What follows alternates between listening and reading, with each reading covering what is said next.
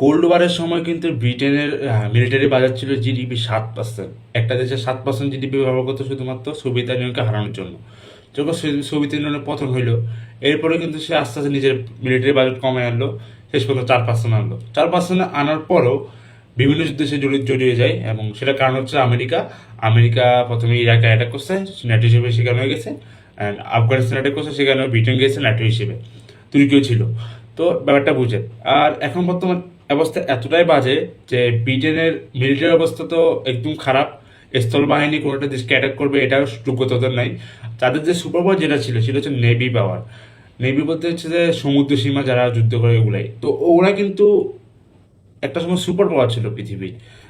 Britain কিন্তু super power ছিল, Britain navy কিন্তু অনেক সুপার পাওয়ার ছিল।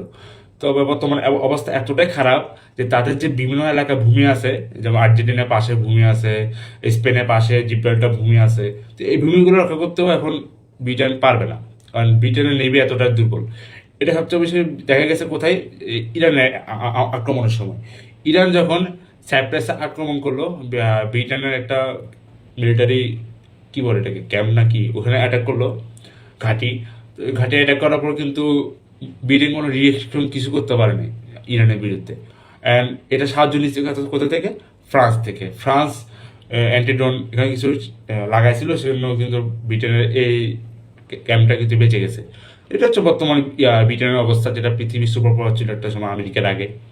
অ্যান্ড এই যে ব্রিটেন, এই ব্রিটেন কিন্তু এখন ন্যাটো সদস্য।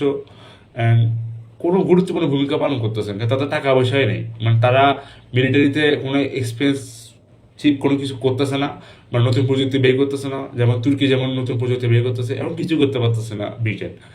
ব্রিটেন থেকে এখন পোল্যান্ড এবং জার্মানির মিলিটারি শক্তি বাড়তেছে।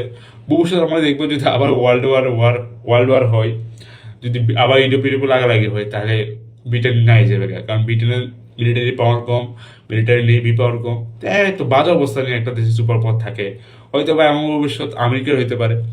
তবে দেখা যাক, কারণ মুসলিম শক্তি হিসেবে একজন হচ্ছে, সেটা হচ্ছে তুর্কি। তুর্কি ন্যাটো সদস্য, মুসলমানের বিরুদ্ধে মাঝে মাঝে জিহাদ করে, আবার নিজেরা উন্নত হচ্ছে, ভালো কথা। কারণ ন্যাটোর মধ্যে আমেরিকার উপর সবচেয়ে গুরুত্বপূর্ণ মিলিটারি হচ্ছে যে তুর্কিটি বাহিনী। তো ভালো ব্যাপার। And এটাই ভবিষ্যতে নেভির অবস্থা আর ব্রিটেনের সামরিক অবস্থা প্রচুর বাজে। এটা হচ্ছে খারাপ একটা ভালো বিষয়। এটা দেখে তো ইরান কোনো পাত্তা দেয় না, যেটিকে অ্যাটাক করে দিছে। তো ব্রিটেন আগের মতো নাই।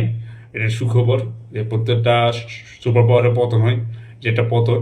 এবং ব্রিটেনকে কোনো একটা দেশ এখন খুব গুরুত্বপূর্ণ পাত্তা দিচ্ছে না।